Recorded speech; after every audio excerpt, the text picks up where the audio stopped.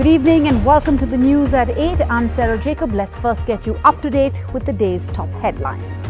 Heartbreak for the Indian women's hockey team. They miss out on their first Olympic medal but go down fighting to Great Britain, losing 4-3 in a high-scoring thriller. Don't cry, India is proud of you, Prime Minister Modi tells the team. आपका पसीना आज देश की करोड़ों बेटियों की प्रेरणा बन गया है. Hot favourite Bajrang Punia loses in the semis. The world number one will now compete for the bronze. Golfer Aditi Ashok finishes second after round 3. If rain washes out the round tomorrow, she bags a silver. If there's play, she's the favourite to win the medal. The young Bangalorean, unlike other athletes at this pandemic-era event, has some family support in Tokyo. Her mother is serving as her caddy. The Rajiv Gandhi Khel Ratna Award renamed after the hockey great Dhyan Chand. Prime Minister Modi announces. What about the Narendra Modi Stadium? Twitter reminds the Prime Minister. In a boost to India's vaccination program, 2 new vaccines apply for emergency use authorization. The single-dose Johnson & Johnson and Novavax's Covovax. This is India records 44,000 fresh COVID cases. That's nearly 4% higher than yesterday. India and China agree to disengage in eastern Ladakh's Gogra region, restoring the line of actual control in the area, and a major breakthrough after the latest round of talks between the two neighbours. And amidst an easing of lockdowns, a slow pace of vaccination and the threat of another wave, the RBI in its monetary policy review leaves the lending rate unchanged at 4%, maintains the growth forecast at 9.5% for the financial year 2022. In the Jharkhand judge's case hearing, the Supreme Court pulls up the CBI for not responding to judges' complaints, issues a notice, asks the states to file status reports on the security being provided to judicial officers, says the incidents of judges being threatened are serious. And marital rape is a valid ground for claiming divorce, says the Kerala High Court in a landmark judgment.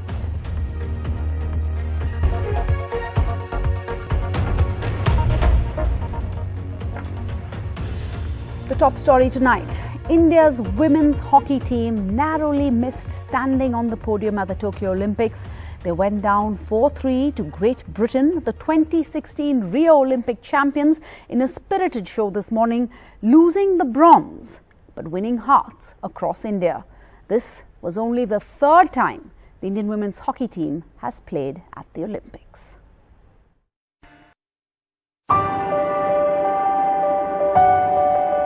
A narrow loss for the Indian women's hockey team in the bronze medal match, but they won a billion hearts with their fighting spirit and the respect of Great Britain, who tweeted, "What an amazing game, what an amazing opponent. You've done something special at Tokyo 2020. The next few years look very bright." Even before playing today's match, the Indian women had already made history by reaching an Olympic semi-final for the first time, down 2-0 within the first 20 minutes of play against Great Britain. They made a stunning comeback right after, through Gurjeet Kaur's drag flicks to make it 2-2. In a magical second quarter, Vandana Kataria made it 3-2 for India, but in the third and fourth quarters, Britain, the Rio gold medalists, scored twice to stun India. Among the most poignant images after the defeat, Savita Punia, India's veteran goalkeeper, down on her knees and in tears. बहुत अच्छा प्रदर्शन किया है, बच्चों ने सारों ने बहुत अच्छा प्रदर्शन किया है. ये हार नहीं है, ये जीत है. मैं अपने बच्चे के टीम के लिए सारे को करता है. We didn't win the medal. We want maybe something bigger, and it's inspiring the nation and the young girls in India. And the girls don't realize that yet. From initial losses to scripting a major turnaround by reaching the semi-finals, the Tokyo campaign has been the stuff of dreams for the Indian women, and the effort was lauded by many, including the Prime Minister. आपका पसीना आज देश की करोड़ों बेटियों की प्रेरणा बन गया है. नमस्कार. Odisha CM Naveen Patnaik spoke to the girls as well. लड़कियां, आपने बहुत मेहनत किया है, बहुत अच्छा खेला था. अपनी गेम हार गया पर हमारे दिल जीत गए। A podium finish may have eluded Rani Rampal's team in Tokyo, but they have fought for a very credible 4th place. In New Delhi, Rika Roy for NDTV. So who are these Chak De girls, the Super 16 who defied the odds to fly high at Tokyo? Here's their larger-than-life backstories and their road to glory for themselves and India, a road that was filled with bumps and hurdles.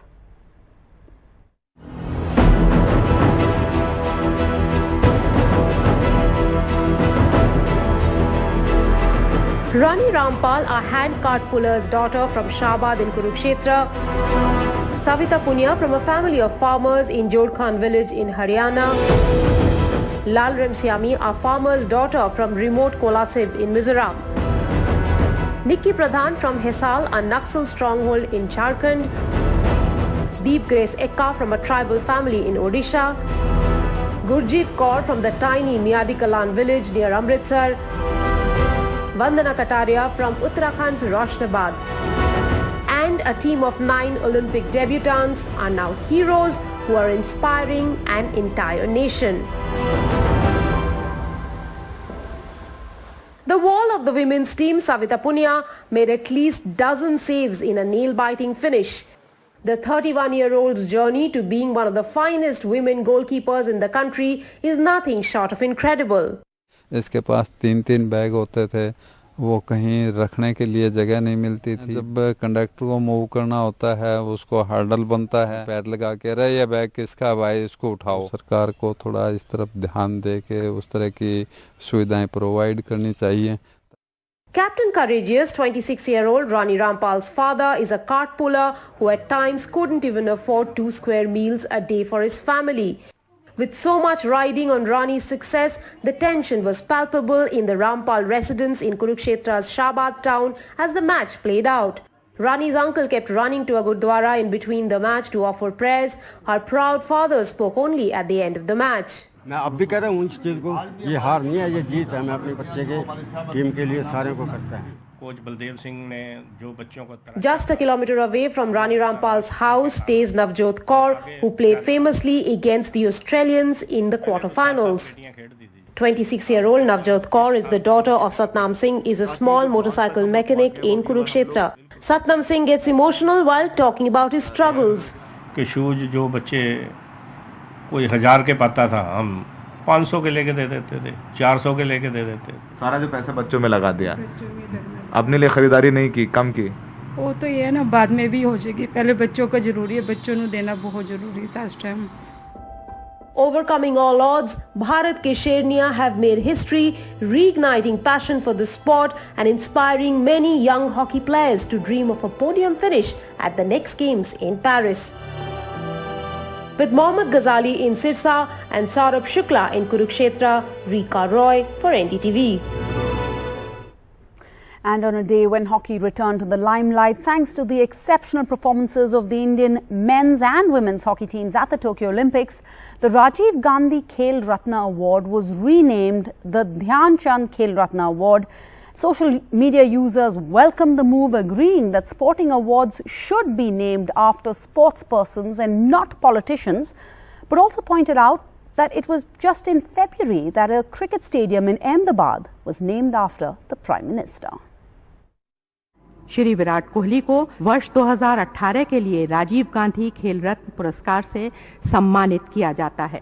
Rajiv Gandhi खेल रत्न award, the highest sporting honor of India, renamed after the Indian hockey legend and greatest Olympian Dhyan Chand. He won the hockey gold in 3 Olympics. Prime Minister Narendra Modi announced the decision in a series of tweets stating, "I have been getting many requests from citizens across India to name the Khel Ratna Award after Major Dhyan Chand. I thank them for their views. Respecting their sentiment, the Khel Ratna Award will hereby be called the Major Dhyan Chand Khel Ratna Award. Jai Hind." जो खेल award है वो खिलाड़ी के नाम होने चाहिए और मेजर ध्यानचंद से बड़े खिलाड़ी इस देश में हुए नहीं है। जिस तरीके से उनकी अचीवमेंट है इस देश के लिए, तो बहुत ऐतिहासिक है। मुझे पूरा विश्वास है पूरा देश इसका समर्थन करेगा और पूरे देश आज खुश होगा इस अवार्ड को रीनेम करने के बाद। However, Pritharati soon pointed out the irony. How the cricket stadium in Ahmedabad renamed after Prime Minister Narendra Modi and Delhi's Firozshah Kotla Stadium after BJP's late Arun Jaitley. Politicians having hold over institutions and their names has been an old malaise. And while the BJP is trying to course correct by renaming Indira Gandhi and Rajiv Gandhi names in the honor of our sportspersons, why exemptions have been made in naming either the Motera Stadium in Gujarat after Prime Minister Narendra Modi himself or this stadium in the national capital after the name of late BJP leader Arun Jaitley. Soon after the decision, Congress leaders lashed out at government. मुझे आश्चर्य नहीं हुआ क्योंकि Sardar Patel stadium का नाम बदल के Narendra Modi stadium किया गया था, तो हमें तो उम्मीद थी कि वो इसका नाम भी नरेंद्र मोदी के नाम से करेंगे. There should not be opposition when you give a sports person an award in a name of such a big legend. I think people will feel honored. BJP leaders posted a list of 19 stadiums across the country named after former prime ministers from Jawaharlal Nehru to Rajiv Gandhi. With camera person Sushil Rathi, Akshay Dongre for NDTV. And there's more news for India coming out of the Olympics. We do have more hopes of medals tomorrow, but we'll get to that. First, I want to bring you the other big stories of the day.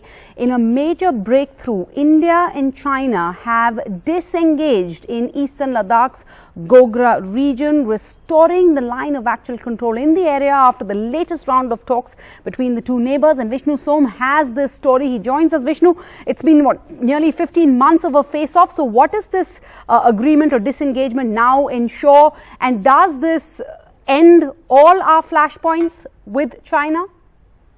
No, it doesn't end all the flashpoints. There are still two major ones which remain. But I think what has happened today is very, very significant, because after a very long time when there was actually no progress, despite several rounds of talks, India and China have agreed to disengage in the Gogra area.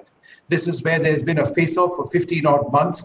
And what will now take place is that Indian soldiers will return to permanent bases on our side. The Chinese soldiers will return to permanent bases on their side. Now, the disengagement process, very interestingly, has been happening over the last couple of days. Neither side has actually been talking about it. It's only now, when the process is over, that India has actually announced that this has taken place. Perhaps most significantly, the sanctity of the line of actual control in this particular area, in the Gogra area, according to army sources I have spoken to, has been restored to our perception of the line of actual control. And to answer your the second part of your question, Sarah, there are two other very large flashpoints. One is in Hot Springs, the smaller of the two. That's not too far from Gogra. And one, as you can see up north, is Depsang. And that's where there has been no breakthrough thus far. And perhaps that's the area where the Indian Army and security planners are most concerned about the massive Chinese presence on their side. It is an area which needs to be resolved very soon. Vishnu Som reporting from the capital. Thanks for that update. And India today recorded 44,643 fresh COVID cases, which is nearly 4% higher than yesterday. India also reported 464 deaths, taking the death count to 4,26,000. Now, for the past 2 weeks, cases have been rising in 13 states in India, even as testing is falling and vaccinations are down by 12% in the last 24 hours. The government has expressed concerns over 8 states where the R factor continues to rise above the 1 mark, calling it a significant problem. The R value indicates the speed at which the coronavirus pandemic is spreading. Even a slight increase in the R value can indicate an impending upward trend again. The value indicates that one infected person is spreading the virus to more than one person. So if this is true, then the number of cases will gradually increase. If the value is less than 1, then mathematically this means that an infected person is spreading the virus to less than one person. And the pace of daily vaccinations across India is again slowing. Vaccinations are down by 12% in the last 24 hours, but a much needed boost to our vaccination program could be around the corner. In a bid to boost India's vaccination program, 2 new vaccines have applied for emergency use authorization to the Drug Controller General of India. The single-dose Johnson & Johnson and Novavax's COVID-19 vaccine, Covovax, being manufactured by the Serum Institute of India. As per the latest rules, the drug controller no longer requires bridging trials for the approval of COVID-19 vaccines in India for restricted use in emergency situations. This applies to vaccines approved for restricted use by the US, Europe, UK, Japan or WHO. Novavax's COVID-19 vaccine is a 2-dose vaccine given 21 days apart. The company claims an overall efficacy of 90%. The vaccine has so far not been approved in any other country. The Johnson & Johnson vaccine is a single-shot vaccine being manufactured in collaboration with Biological E in Himachal Pradesh. Johnson & Johnson claims an efficacy of 85%. According to the World Health Organization, the Johnson & Johnson vaccine has been approved for use in 59 countries, including the United States and countries across Europe. It costs approximately $10. Serum Institute's Adar Poonawala met the Health Minister Mansukh Mandavia and later Home Minister Amit Shah to discuss the supply of Covishield. The MD of Biological E also met the Health Minister to review the progress of the upcoming vaccine Corbevax. If these 2 new vaccines are approved, it would diversify India's vaccine basket and take the total approved vaccines to 6. Currently, 50 lakh people are being vaccinated a day, but that's half the required number for India's target to vaccinate all by year end. But at the current rate, only 1 in 3 will be vaccinated, and that's just not enough. Rishika Barua, NDTV. And amidst an easing of lockdowns, a slow pace of vaccinations and the threat of another wave, the RBI in its monetary policy review left the lending rate unchanged at 4% and maintained the growth forecast at 9.5% for the financial year 2022, thus deciding to maintain, and I'm quoting here, an accommodative stance as the economy is yet to recover from the impact of the second COVID wave.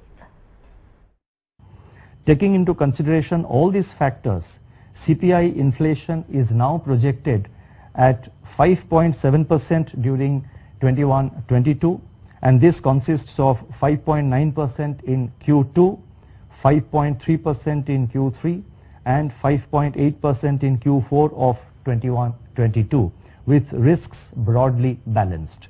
CPI inflation for the first quarter of 22-23, that is the next financial year, is projected at 5.1%. And finally, in a landmark judgment, the Kerala High Court has held that marital rape is a valid ground for divorce, even though it is not penalized in India. The judges observed that merely for the reason that the law does not recognize marital rape under penal law, it does not inhibit the court from recognizing the same as a form of cruelty to grant a divorce. We therefore are of the view that marital rape is a good ground to claim divorce, albeit such conduct cannot be penalized if it falls in the frame of physical and mental cruelty. And back to India's hopes from the Olympics. India is hoping to win its 6th medal at the ongoing Tokyo Olympics when Bajrang Punia takes on Russia's Gadzimurad Rashidov in the bronze medal match tomorrow. Hot favourite Bajrang Punia lost his semi-final match 5-12 against Haji Aliyev of Azerbaijan in the men's freestyle 65 kg. The world number 1 will now fight for the bronze medal tomorrow. A semi-final loss, but not the end of wrestler Bajrang Punia's Olympics campaign, with the bronze medal still in sight. Punia began his campaign Friday morning by narrowly defeating Kyrgyzstan's Ernazar Akhmat Aliyev in the men's freestyle 65 kg category, and then ousted Iran's Morteza Ghiazi to book his place in the semi-finals.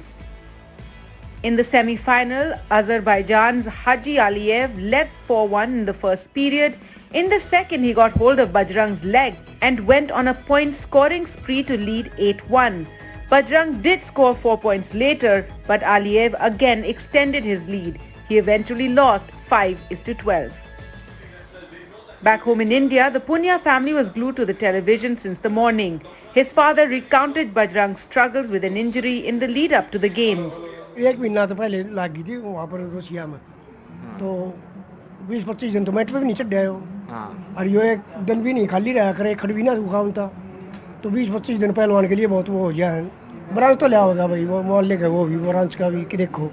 Come Saturday, the world #1 wrestler will have to put mind over agony to clinch the Olympic bronze.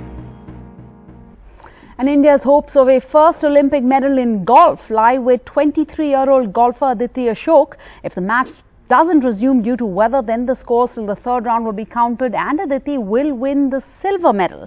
If the game resumes, she still has a shot at gold.